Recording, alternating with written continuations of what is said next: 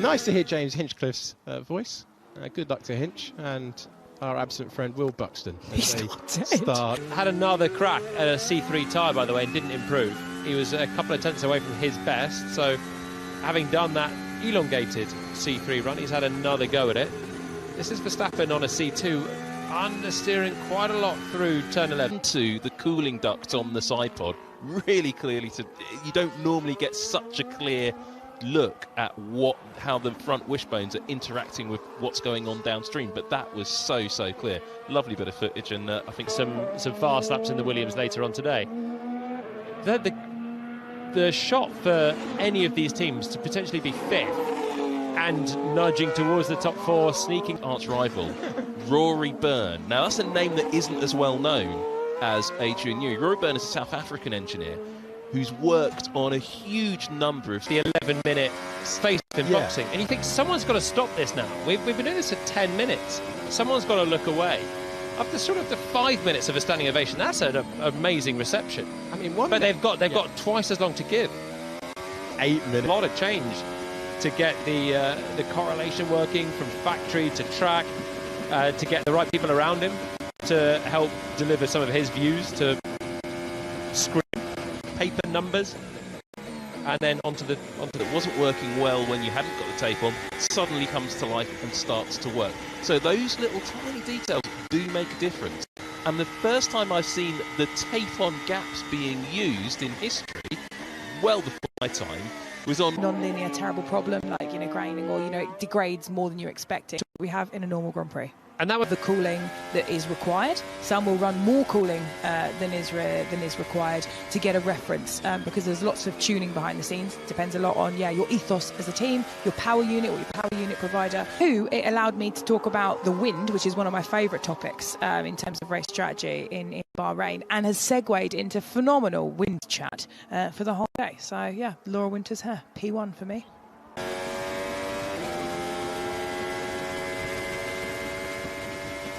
Welcome back then from the commentary box, just in time to see Oscar Piastri on the C1 tyre start another lap. Oscar Piastri with the 6th fastest time of the first stint of 18 laps on the C3, and he's now switched. Esteban Ocon also on a race run, I think, at the moment. Yes, each day, so the teams get a better understanding of the car over, so we can all get the best shots. But it's a test, and the teams, I think, would get a lot more out of it, even if you just ran the Grand Prix track and the outer loop. The outer loop could double up as a very nice. A huge difference the amount of grip and purchase the cars have as they try to make this really tricky turn 13 apex. Some drivers able to be a bit more accurate. It was a little bit spiky this morning, wasn't it? Andrea Stella basically said they were trying things out. It wasn't the best conditions for the car. I would pick the McLaren. What would you guys have? Karun Chandok, which one? Good. I think it's been quite straightforward. No big drama on 3 days, which is always good. Plenty of laps so far. Been through the whole program that was planned for the next weekend already. So it's looking forward to getting back to Australia. Great stuff. Brilliant to see you, Valtteri. Thanks so much for the insight. Cheers. Valtteri's going to Sydney for the Race of Champions. Sounds like it, yeah. Down under it does. Well, yeah. It's his racing outlet, isn't it? Yes, very brave. In front of Esteban Ocon. Very brave indeed. Very brave. Yeah. I once looked this up. I don't know if that is the national bird of Bahrain, but it looked like a flightless. Yeah, it's a decent lap, isn't it? But it's not jumping off the timesheets. It's half a second down on yesterday's fastest time. Yeah, and the track, is 22 degrees now. Wind pretty consistent, we've seen through the day, so the track's in the pair drop fame. T1 of that little moment between Piastri and Ocon. Incredible down here. The tailwind when we were down at turn 13 has turned into a headwind, of course, as we head down into turn the braking zone, or into the braking zone, and I wonder if that is going to have an impact when we come to the race in a few weeks' time. Yeah, it really will. I mean, it's always a factor down here, and it's one of the reasons why you can make a move down the inside of turn 1 quite easily. It's been good. So yeah, and then this year's car, I think the baseline behavior is pretty good. So yeah, he's got good confidence. How good do you think this car is, AA? But this car, I think it's very difficult to tell because competition's so tight. You know, we're doing a race simulation now. He wants to finish on the high with a good pit stop practice. Anyone that surprised you out there today? Because Alpine, you know, were putting in some decent times. Lots of the team. Well, you know, we are 22 hours and 52 minutes into testing, and Bernie's just turned her laptop on. There's the commitment. There is the commitment. Yes, yeah, I mean, the car's been sitting in the pit garage for about an hour or so, hasn't it? So, yeah, absolutely. Valuable track time lost. Who is out there, Crofty? So, Piastri, 33.8 last time. He's now done... Yesterday is going to be like the headline race time of the session. Yeah, but I think there's enough. Yeah, absolutely. But I think today we got Piastri, Ocon. Albon's done like the first 2 stints of the race. He's done 39 laps.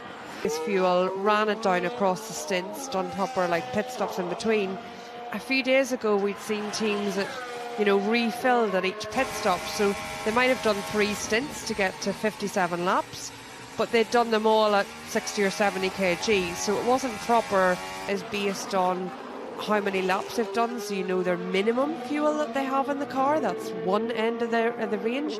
You can see what their lightest fuel that they maybe ran over the weekend was, what their best lap time was, so that might give you a maximum fuel. What else would you like to know? Would you like to know the top lines from the Fred Vasseur Charles Leclerc press conference, or do you want to carry on with Aston Martin? That would be lovely. Right, well, maybe it was later so far than had they just developed what they had last year. And that, Crofty, is a key bit of information and good news for Leclerc and Hamilton. Yeah, no, it is. And if they're starting to talk about we are focused on the championship. Slower than that. Is he? Yeah, I mean, it's... but yeah, they're definitely behind. We can conclude that. Yeah, and at the moment, it looks like, once again, it's the degradation difference towards the end of the stint. Yeah. In the first sector. So we'll leave tyre deg chat for a moment and just focus on the out-and-out pace of Max and Alex, who are the 2 drivers that have done a full day today. Yes. See, I like that, an evolving answer. Yeah. At the moment, what have we evolved into? Right, so at the moment... Because I'm not taking your strategists, I haven't got a clue. You're basically treating me like I'm your race engineer. Well, yes. Yeah. Okay, so let's do some live Welcome analysis for you. So